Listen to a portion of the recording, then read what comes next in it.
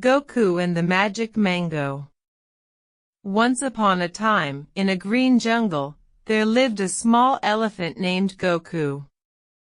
Goku was very kind but always felt sad because he was smaller than the other elephants. One sunny morning, Goku found a golden mango lying under a tree. A little bird chirped. "Whoever shares this mango will get a special gift."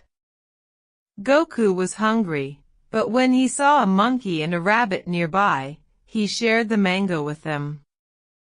As soon as they finished eating, the mango tree started to glow sparkles. Suddenly, Goku felt happy and strong, not bigger in size, but bigger in heart. All the animals cheered for him. From that day on, Goku understood that kindness is the greatest magic of all.